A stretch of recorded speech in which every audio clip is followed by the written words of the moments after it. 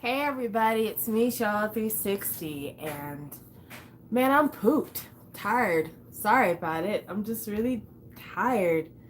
Ugh.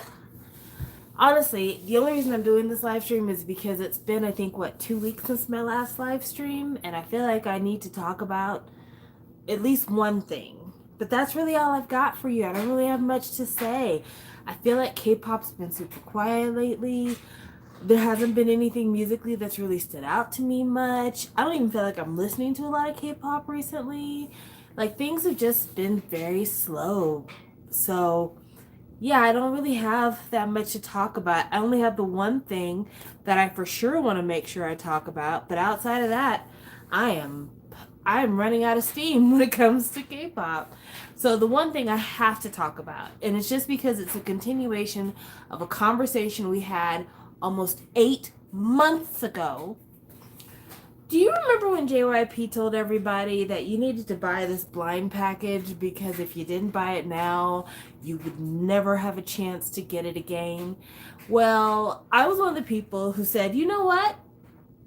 This is not a bad idea because JYP is known for bringing the girls and is known for having goods. So I and virtually my entire friend group, we gave JYP our $20 plus shipping and handling up front in, I think it was either June or July of 2021.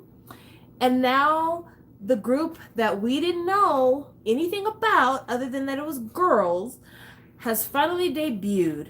Hey Sarah. And this group is called Inmix. And JYP lied to us. He fucking lied to us. I'm pissed. I'm pissed. JYP lied to us and told us that you would never, ever, ever be able to buy this album if you didn't buy it practically 8 months ago. And it's on sale right now everywhere. Every shop that sells K-pop is selling this album. There wasn't even a statement by JYP saying like, "Oh, well the one you're buying now is a different version than the one that we pre-sold." No, there's been no statements like that. There is like a limited edition Polaroid that might be in some of the copies for the pre-order. That's it. That's the only fucking difference. Nothing else. Nothing else. And I'm pissed. I'm very pissed. Y'all been holding my money hostage for 8 months. I'm not getting any interest on that shit. JYP got paid up front. So he didn't have to spend a dime printing these albums. Because we all paid him fucking 8 months ago. I'm pissed. And it's 2 songs too. It's just 2 songs. Hi Twin Twin. Yeah, I'm not happy. Yeah, we bought this early and for what? Like seriously, what was this about? But now I've had a chance to listen to the songs. There's only 2 songs, so it was easy listen. It was a song called Tank and a song called Woo. And I have thoughts. I have opinions. Tank is one of those songs that I think that it's passable. I if I had heard Tank on a K-pop station like on Spotify or something, I wouldn't be like, "Oh, this is garbage, skip." I'd be like, "This is okay. This is all right." We're talking about Inmix, the new JYP girl group. If I had heard it on the Spotify station, I'd be like, "This is fine. This is good. I can deal with this. This is not bad." But the other song, uh, I don't have words. Like, I seriously don't have, like, the words that would adequately convey the confusion that I feel listening to that song. I just don't have it. I have vocabulary, but I can't string the letters together. I'll try. First of all, it's 2 separate songs that JYP has decided to just cut up and put together. I guess this group is supposed to be a group that is known for being mixed up. Like, that's why they're called In Mix, because I guess every title track is going to sound like a remix, or every title track is going to sound like a mix and match of different songs. I'm also assuming that their fans are going to be called Picks. Either Picks or Pick-Me's. Because in the video, there's this building that says Pick and Mix, and then they like shaded out the pick part and just left the In Mix, which is the name of the group. So I wouldn't be surprised if their fandom's names are Picks or Pick-Me's. But that aside, I'm assuming that maybe this is the vibe of the group, that they're always going to take two pieces of songs and break them up and shove them together. And, you know, there was a while there in K-pop where this was the thing everybody was doing. Like, let's not act like I Got a Boy was not a conundrum the first time we heard it. The first time I heard I Got a Boy, I'm like, what? I'm sorry, is this the same song? Did I accidentally click to a different video? But, you know, over the years, I've gotten used to it. But I think the big difference in the way an I Got a Boy sounds versus the way this sounds is that I feel like there was a much better transition. Like, the girls going, "Hey, stop. DJ, put it back on." Or, you know, whatever it is they had to do. But, like, doing something to make it clear that this is what we're doing. We're going to a different song. I feel like that when we're listening to the song, it just fucking, like, here's a brand new song, eat it. And then here's the rest of the song you heard at the very beginning, eat it. Like, there's nothing to bridge the gap. There's nothing to transition it. Like, it doesn't make any sense. And I feel like the first song piece that we hear was building up into something good. And I feel like the second song piece we heard probably would have been an okay full song. But there's such different styles. Like, just one is like a dark blue vibe and one is kind of like a pale red vibe, that it don't go together. Like, it doesn't make any sense why these were the pieces that JYP put into action. And I tried listening to it because at first I was like, Lovely Twin said the MV was pretty, but you aren't looking at the MV when you stream the song. The song itself is not good. I watched the music video first, and I, much like my friend Mason, were like, okay, maybe because there's so much going on in the video, I should just listen to the song and be like, okay, let the ears take over. Because sometimes that happens. There have been I'll tell you an example of a song where I cannot watch the video, but I love the song. Sticker by NCT. There's a lot of people who don't like Sticker. I actually like Sticker. But the first time I saw the music video, I'm like, what is this bullshit? Then I listened to the song without the video, and I'm like, I get it. I get it now. This is actually a good song. Like, the Sticker album, actually, pretty damn dope. But yeah, I had to go ahead and listen to the song without the video because the video was too much for me. Like, I felt like my brain was doing too many things at once. So I was like, okay, this video, maybe the abrupt shift in the song, because there's so much going on in the video, I'm confusing myself. And maybe if I just pull away a little bit, I'll get it. No. I was just as confused listening to the song as I was watching the music video. And I don't know. I don't know what JYP wants from us. Did JYP actually have anything to do with this? Like, I really, Sarah, I feel the same way as you, K-pop fan forever. Did JYP really have a hand in this? For those of you who don't know, this year, 2022, is my 10-year anniversary in K-pop. 2012 was the year that I got into K-pop real heavy. Like, my first K-pop song was Nobody, but I didn't really follow K-pop when I first heard Nobody. But this year is my 10-year anniversary. And literally, JYP was the first company whose music I ever listened to. Over on Mason's channel, BL_Kiki, Kiki, We did a whole review of the Wonder Girls discography. Like, we didn't go over every single song, but we did like a deep dive for the Wonder Girls. I encourage you to check it out. It was a really fun conversation. I think you guys would like it. We also did a deep dive on FX on his channel. I definitely think you should watch it. But I say all that to say, I know what JYP sounds like.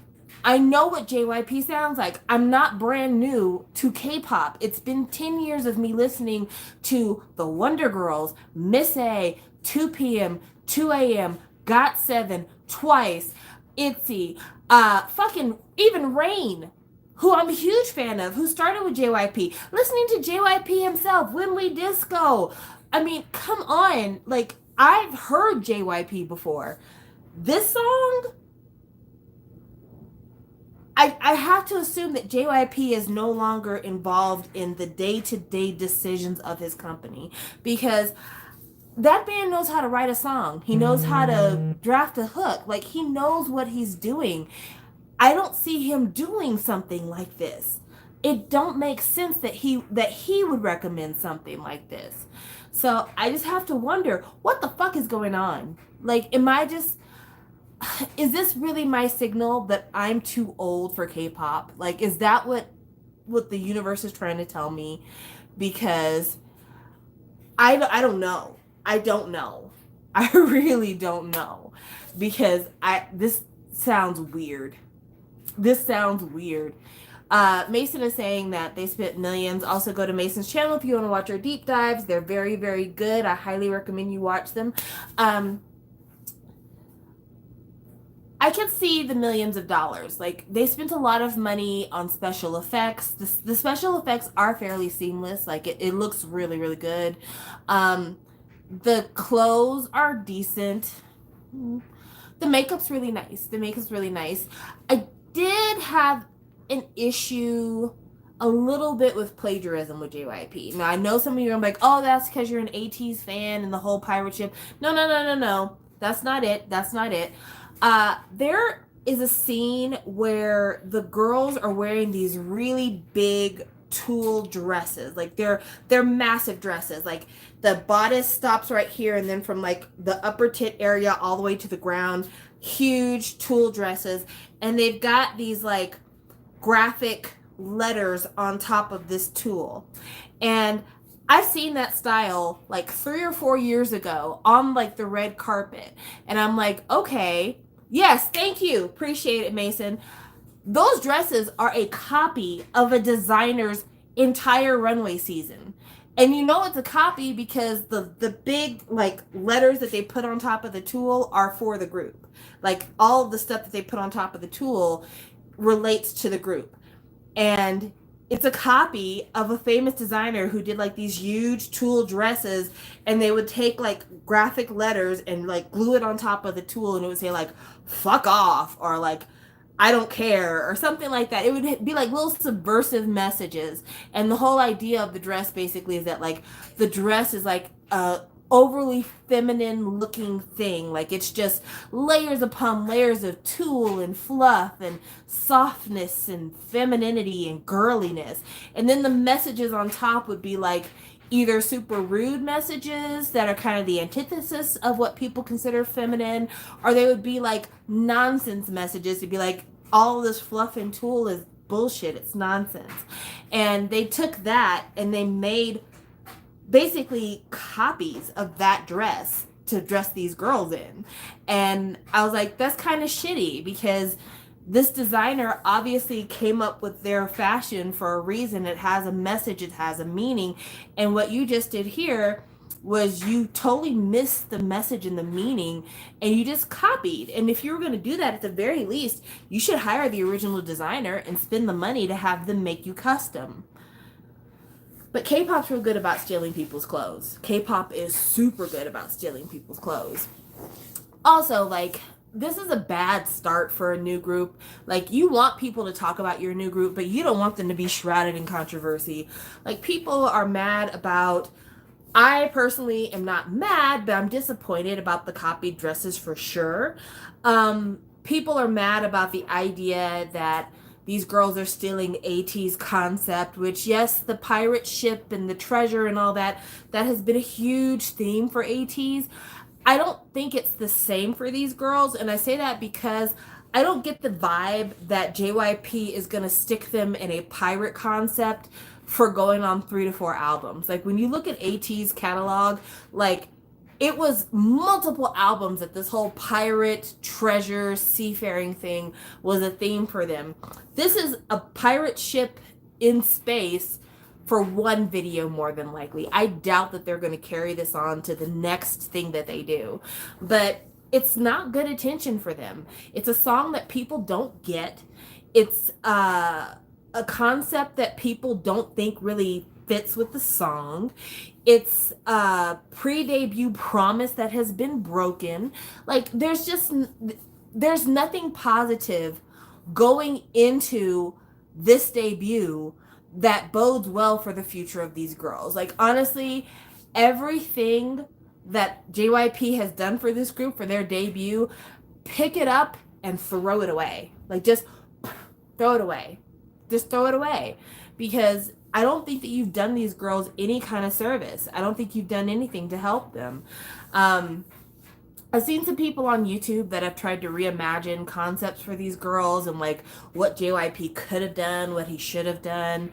And I think we all have our ideas of what would be best for them. Because Mason and I were talking about Wonder Girls very, very recently, I think, seeing them kind of take over the 80s mantle from the Wonder Girls is something that's on our mind. But like, honestly, I wouldn't even want that from JYP. Like, honestly, I think that something that JYP could do that we don't see a lot of, it would have been cool for JYP to lean really heavy into like a singer-songwriter band concept for these girls, because from what I've been told and what you can kind of hear on the song Tank, there's some good singers in this group. Not fantastic singers, but some good singers in this group.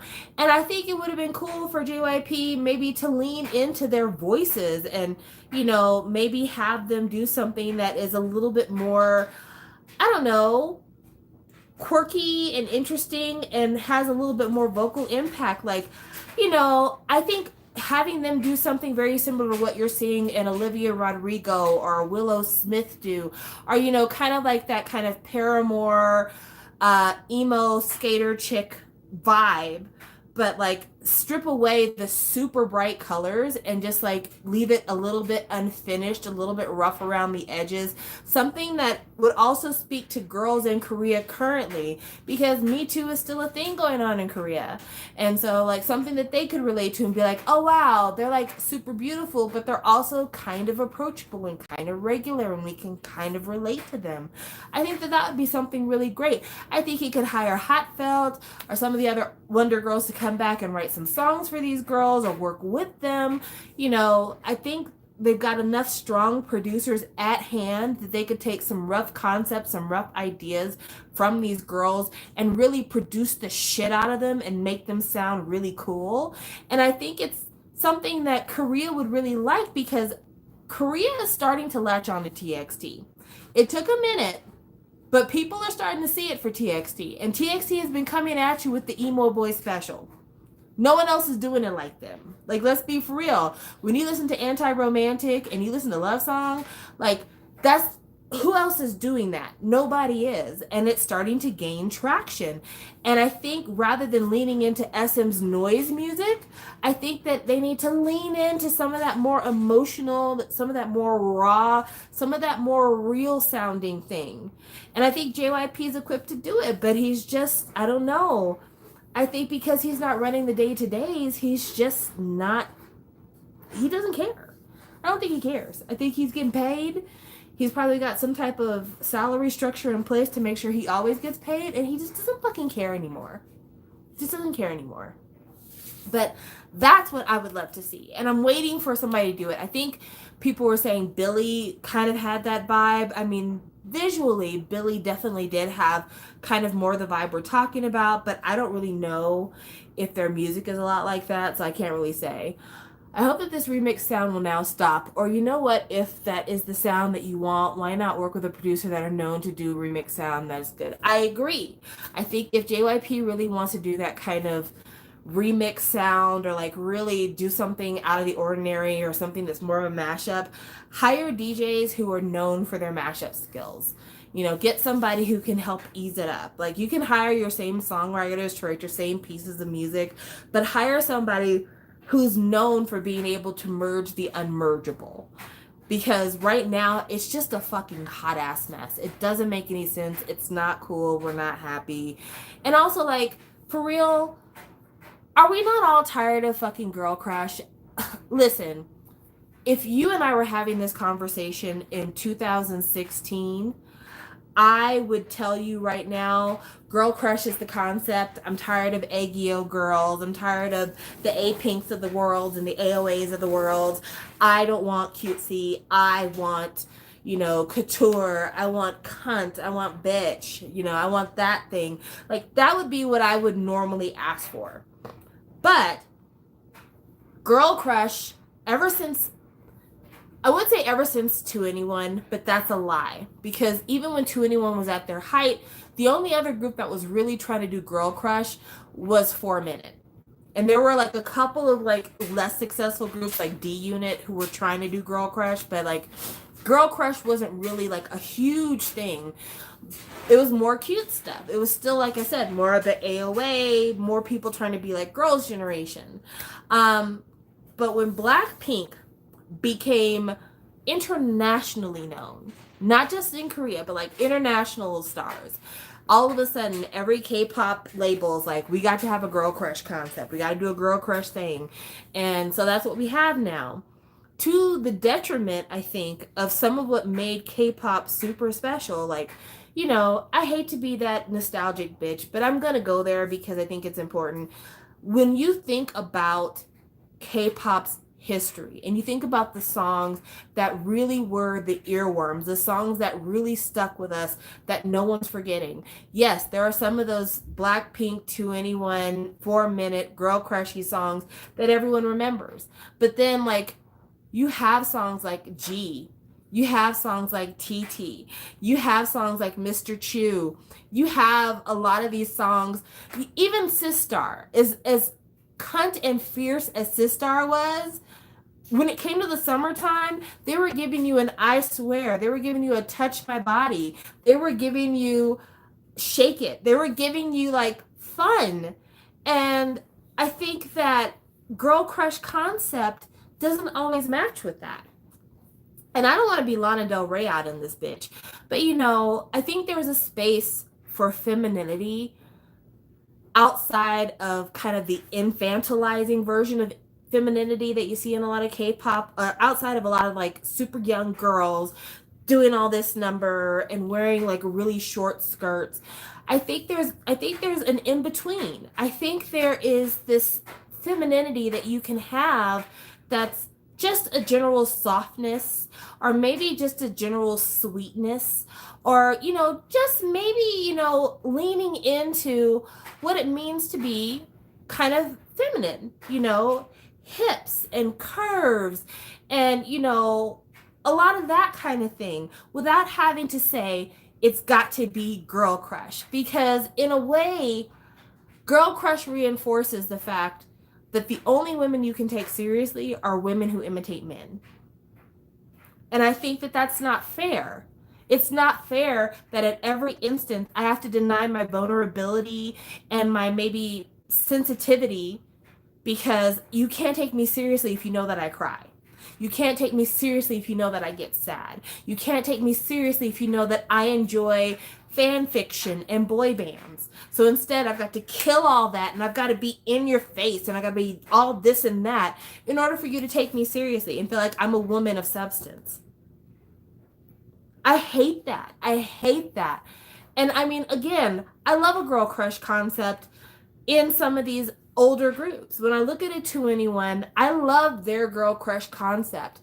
But if you listen to 2NE1's Crush album, it's not a full album of I'm the best, I'm the one, you love me because I'm hot and I'm so real. There's some moments on that album where it's like, I have a guy who doesn't want me anymore. And I feel real torn up about that because they don't want me. Or there's songs on there about how life is tough and I feel like I'm fucking going crazy out here. You know, like there's just so much more depth to it. But the girl crush that they're trying to make us buy right now doesn't have any depth. It's just like, I'm from the ghetto. Like, seriously, I cannot believe the K-pop group had a lyric talking about I'm from the ghetto. But that happened recently. Anyway, there's like, I'm from the ghetto. I'm from the streets. No man can hold me. No man can be a part of this. I'm all about me and my girls. That's right, girlfriend. Girl power. Yes, queen. We're in the midst of a global pandemic. We're about to celebrate 2 years of America losing its collective mind, not even talking about the rest of the world. And we're all basket cases out here because either we're dealing with family whose political and social views we don't understand and who have transformed into like just a different kind of animal in the last 2 years. Shit that we always thought we can kind of bypass is now all of a sudden in our face. We're dealing with jobs that we now realize couldn't care if we live or die. So now we're having to have a totally different mind frame in order to survive the job market currently. We're all afraid of World War III breaking out in the Ukraine right now. Like, there's so much shit going on. Don't you think that the reason why an Olivia Rodrigo is so popular right now is because people are like, yes, I just want to sit in this fucking sadness and this bitterness and this spite. I want to sit in these emotions that I have because I have feelings and my feelings can be hurt. And you can still present it in a girl crush way. Like, if you look at Olivia Rodrigo and you look at what she's doing, it's still very girl crush, even though it's talking about feelings. And I'm not saying we need to center all of our music around men. I also agree that's not the look either. But I do think that there is a way of expressing a whole person in music.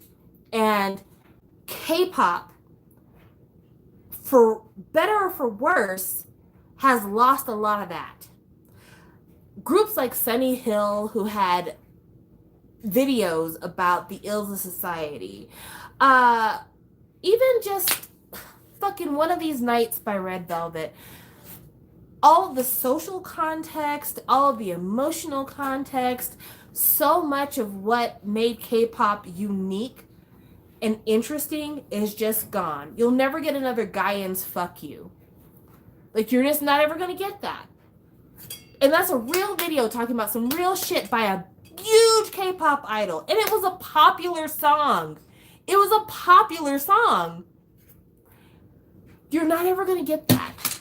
And the reason you're not ever going to get that is because K-pop has said to itself, how do I market this visual to the most people? Oh, is Girl Crush selling now? Then let's do a Girl Crush group. Oh, is Aegyo selling now? They like Twice? Let's go ahead and do an Aegyo girl group.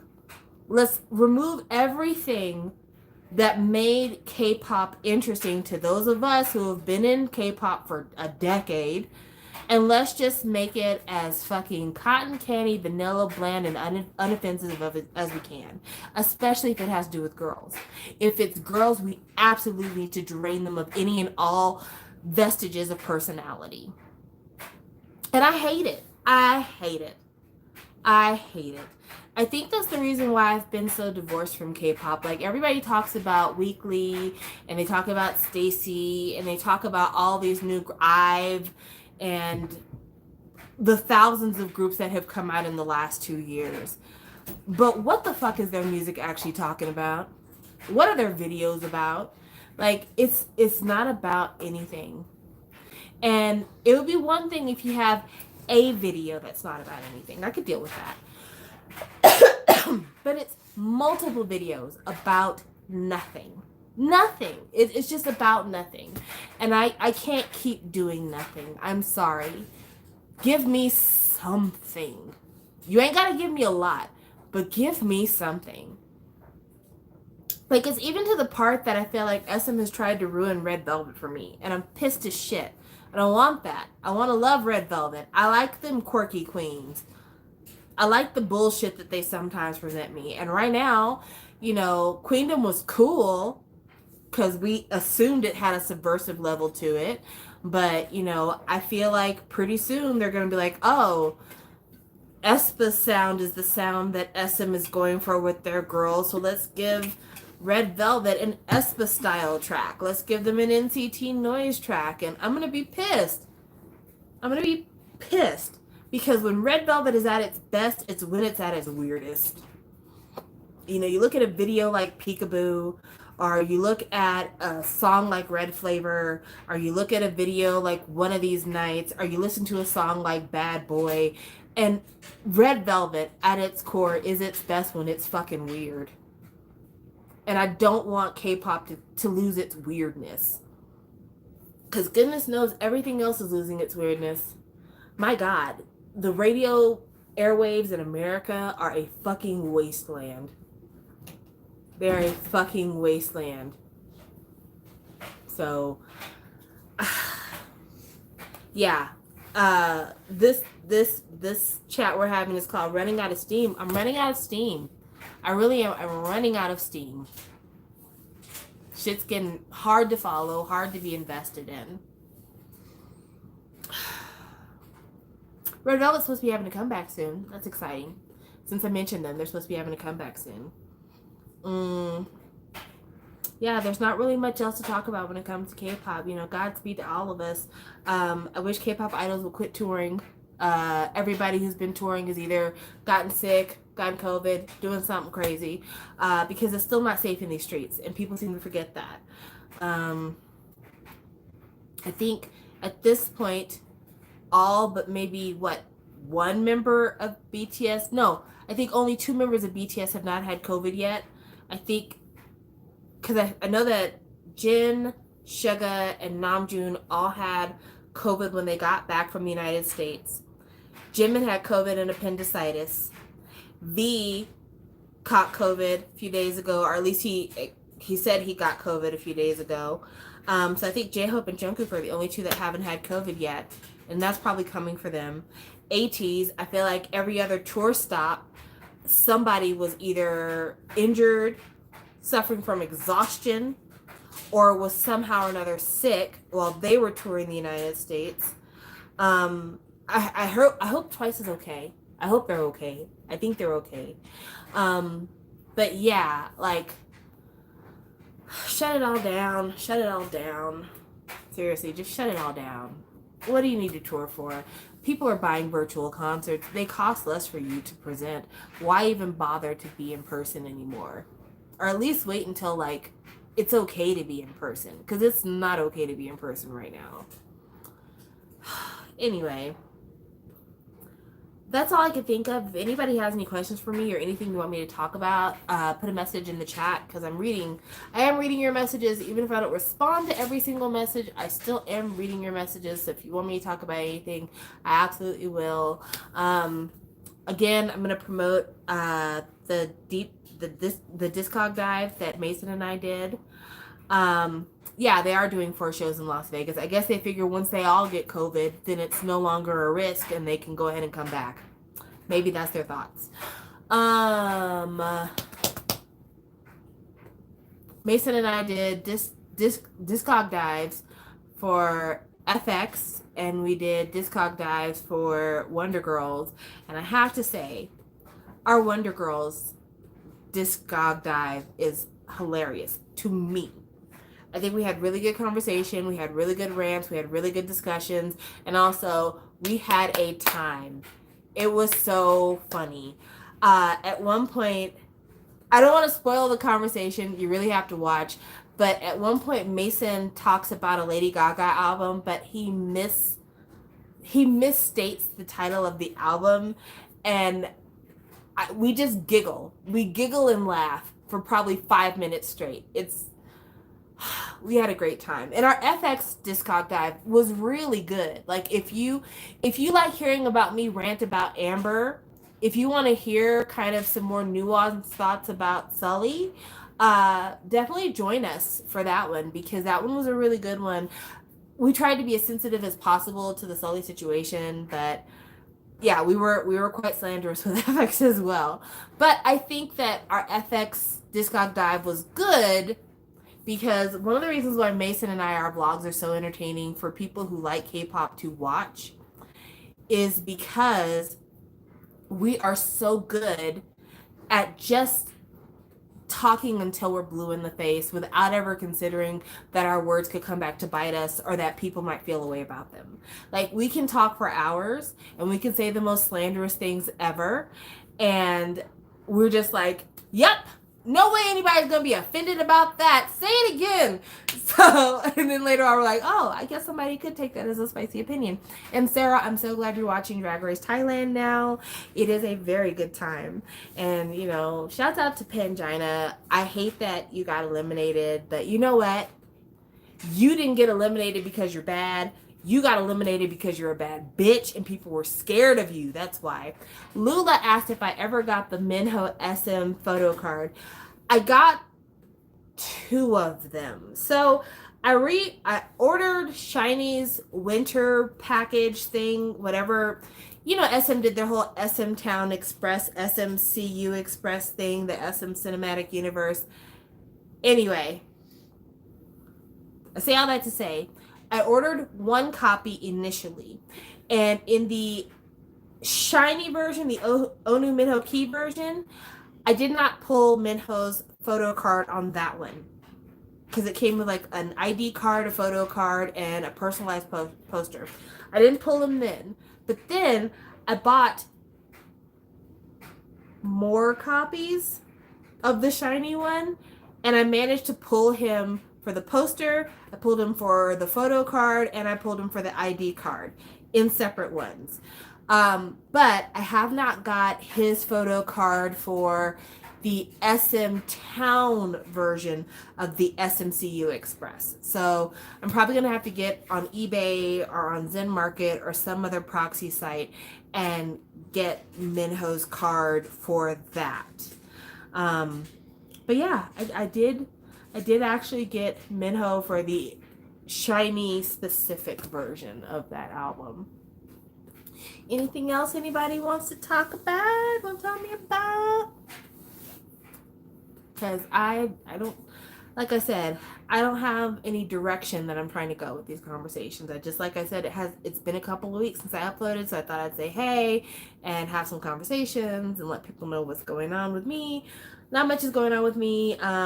We are nearing our last month in this apartment, so into March I'll be moving, and then I don't know what my upload schedule is going to be like once we move, because the internet where we're moving to is not great, so we'll see what happens. But yeah, that's all I can really say right now. Thoughts on Queendom 2 lineup? Yes. So Queendom is a show that Mnet does where they decide to either embarrass an idol group or they decide to make things awkward for an idol superstar. I say that because the first Queendom was so stacked that it almost didn't seem fair. But now we're in Queendom 2 and they're on that same bullshit. So I do like the fact that Vivis is getting their shot at Queendom because they're repping for the girlfriend fans. So that's cool. I'm not mad that like some super new groups are going to be on there because, you know, what other opportunities do they have to promote nowadays except for being on a TV show like this?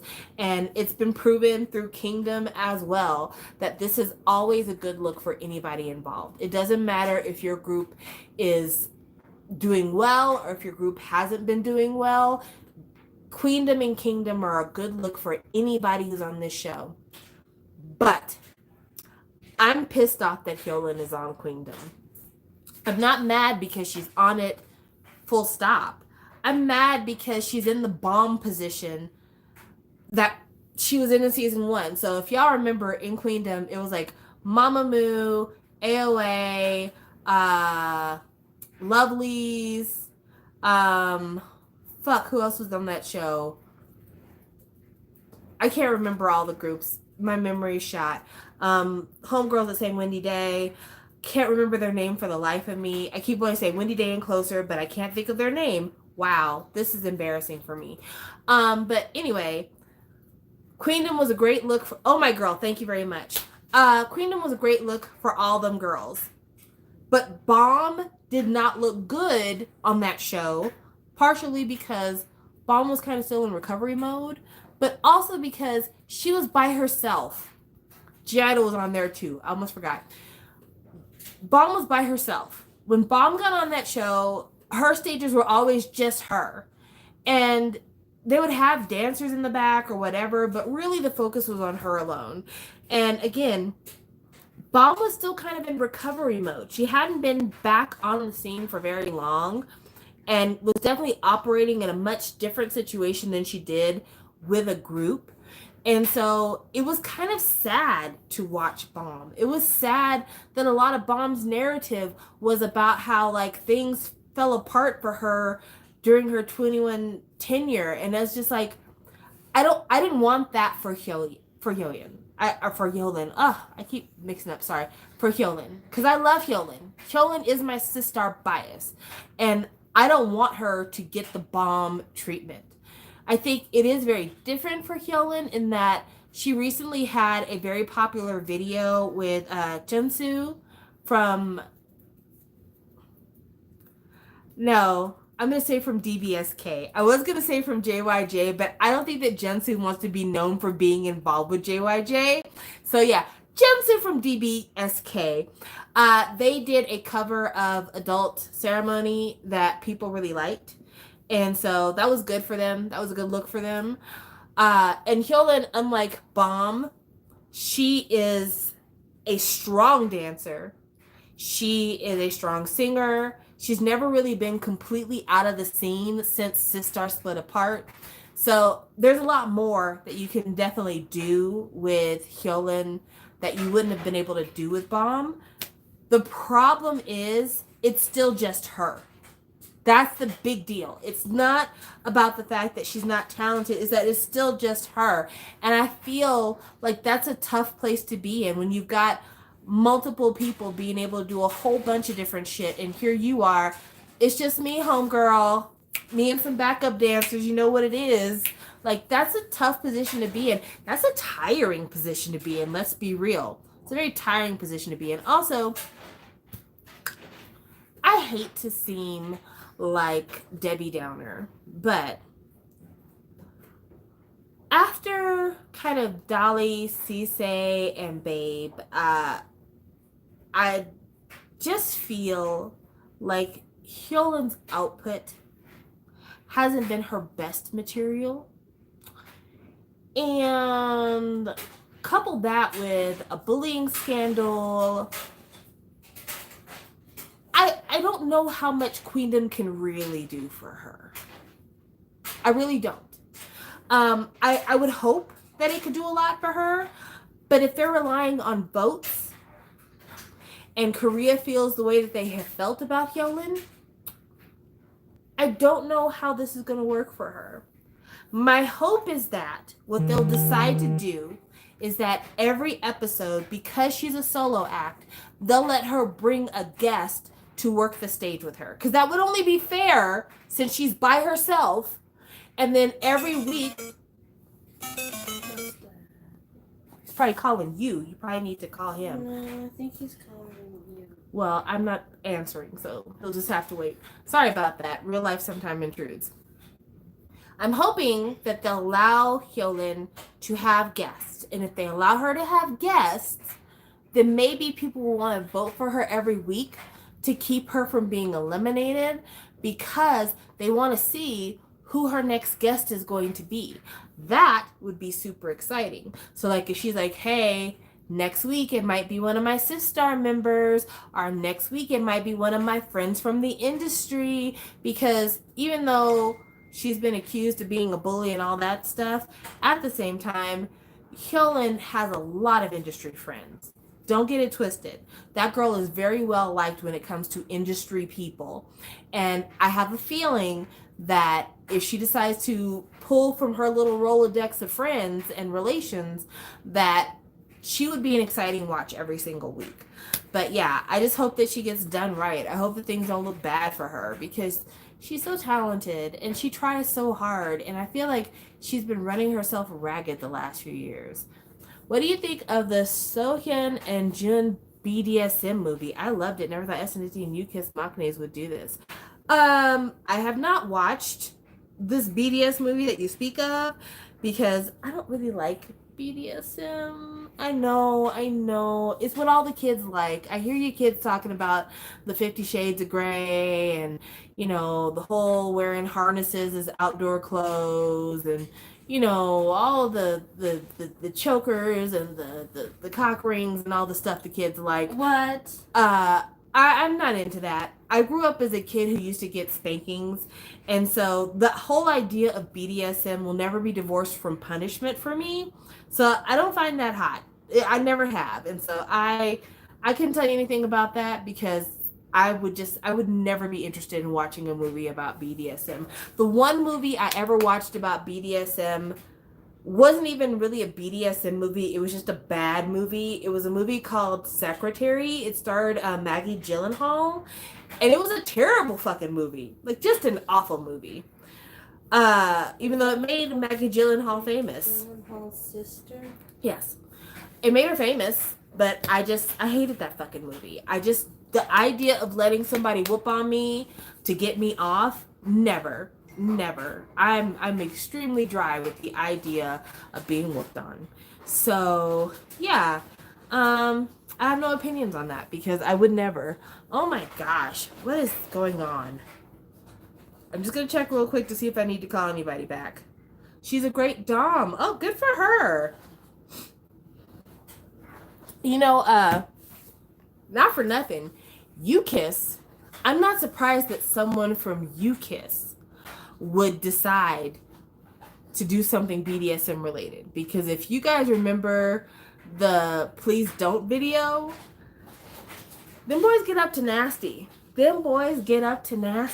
And so I'm not surprised. Oh, speaking of UKISS, I forget who, I think it was somebody's podcast or somebody was talking about it, but apparently like Eli from UKISS and his whole marriage and all that shit, apparently that was all a fucking sham, scam, thank you ma'am type deal. Apparently, the girl that everybody's like, oh, she's a gold digger and she trapped him with a baby and all this other stuff.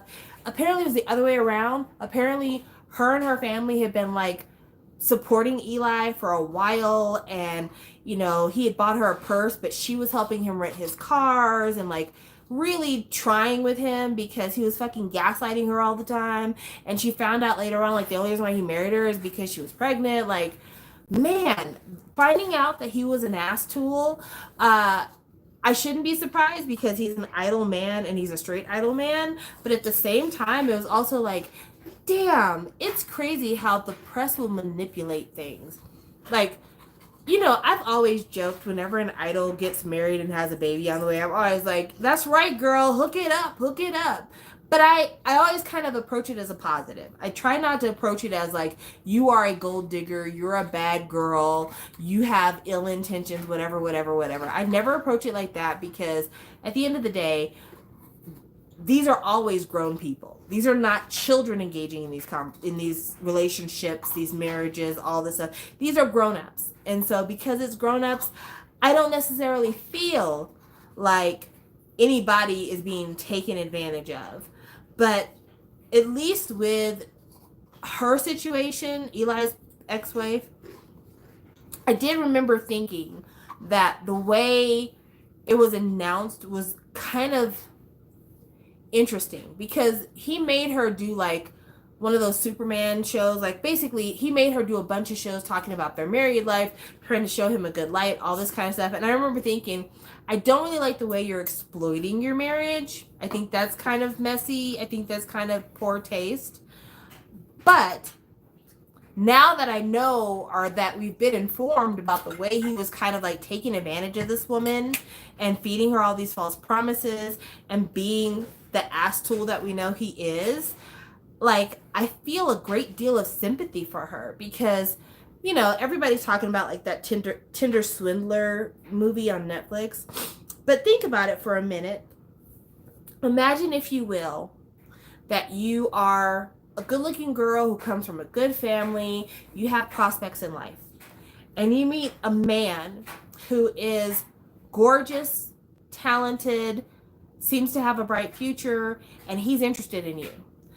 But you know about his life from watching television, and you know that your relationship is always going to have some clandestine elements because you realize that if you were to go public with this relationship, it would ruin his future. And he's constantly telling you, we have to protect my future in order to protect our future. So you do some things that are less than savory. You agree with some things that personally you would never do with any other guy because you're kind of attracted and hypnotized and seduced by the situation your partner is in. And so you don't use your best judgment and you don't hold him to the same standards you would hold another man to. And then one day you wake up and you realize, wow, if this was anybody else besides somebody who was involved in an idol group, I would never put up with any of this. I would have never let any of the shit that happened to me happen. But because you are being fed this idea that it's important to protect his idol bubble, you allow some real bullshit to happen. And I think that that's something we could take into every situation when it comes to idols that have taken advantage of regular people. Because there are some of these like chabo girls, some of these heiresses who can take advantage of some of these idol guys, and it's just like, eek, that's gross, don't like that.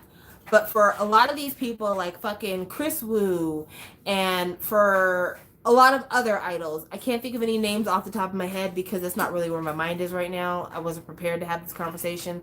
But there's a lot of idols who have been accused of taking advantage of regular women.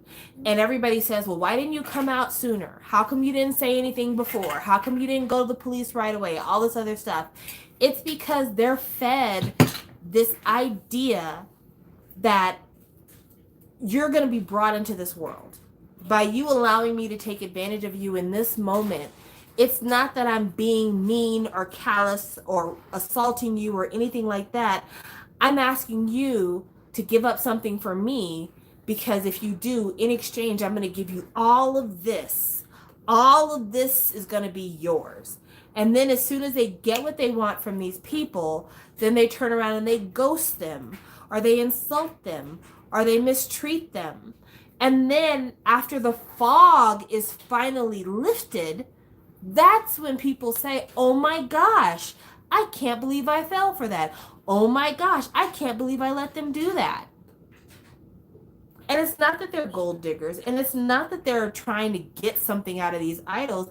It's that they just didn't realize, because of the fantasy of it all, that they needed to give these people the same kind of disbelief that they would give any other person that they were romantically involved with. But there's a certain seduction that comes with being involved with somebody rich and somebody famous. And so I have sympathy for that. I really do. I wouldn't normally have sympathy for that, but I really do. I think about that. I mean, hell, at my big age, at my big 40s, I would probably feel the same fucking way. My gosh.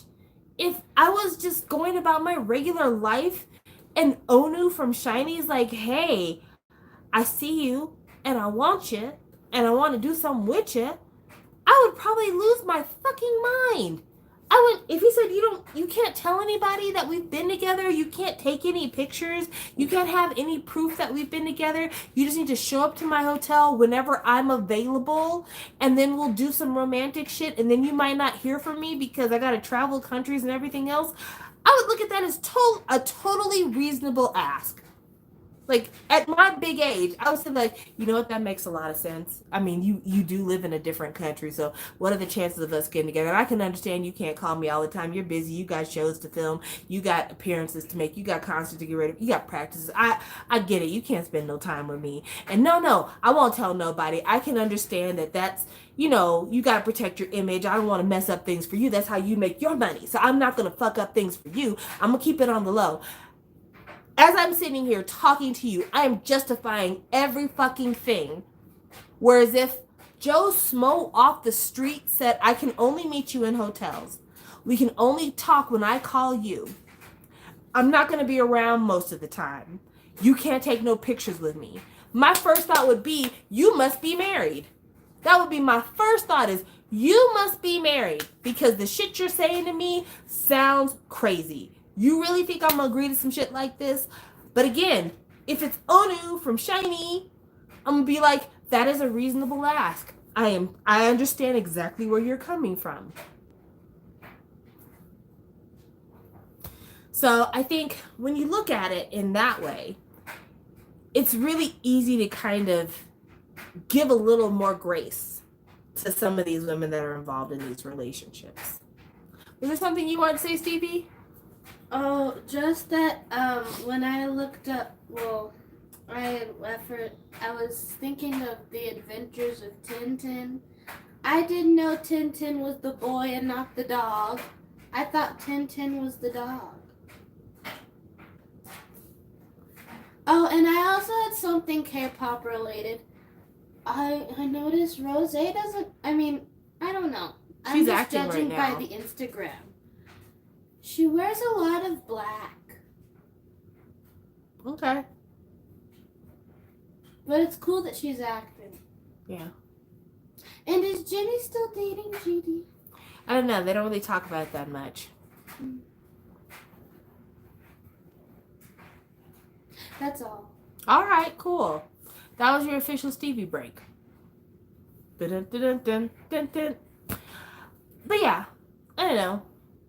Tangents. Anything else anybody wanted to ask me about? Anything else you want to talk about?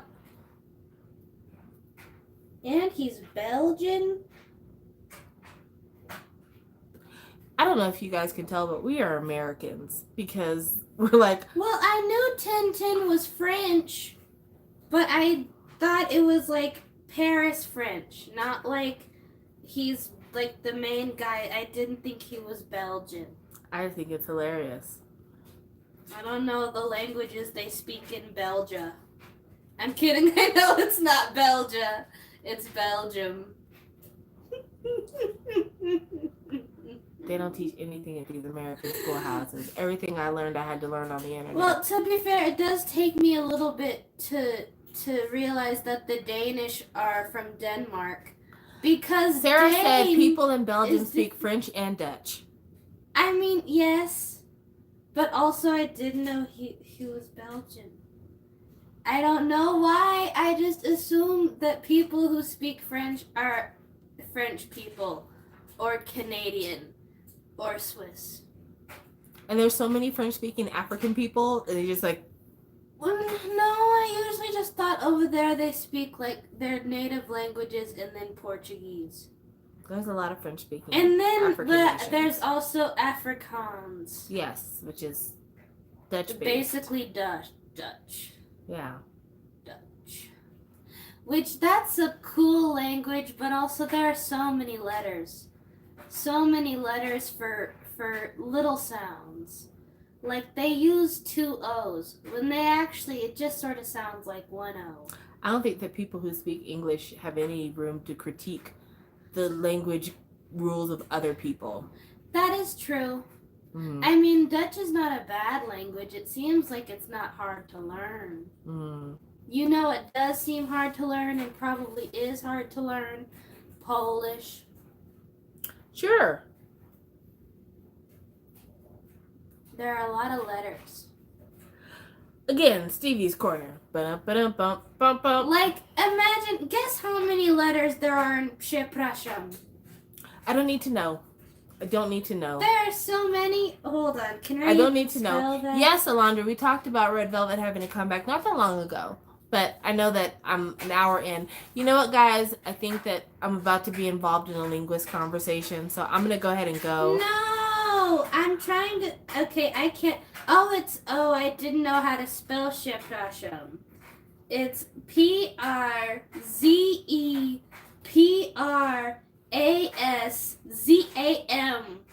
And it's like Przepraszam. You listen to Siri say this. Przepraszam. In all those letters? Insane. So anyway, this has been fun. I had a good time. It's nice seeing y'all again. I didn't attend any of the Twice concerts because I do not live in California. I am not even close. Like, seriously, When I went to go see Mason a few years ago, I had to fly to see him, and that flight was like, I want to say 2 hours, maybe 2.5 hours. I am nowhere near where Twice was having their concert. But I appreciate that those that are not familiar with the geography of the country I live in would believe that that was at all possible. That's very sweet and very kind. Anyway, thank you guys for watching. It's been a blast. Take care of yourselves because it's hard as hell out here, and I will talk to y'all later. Bye.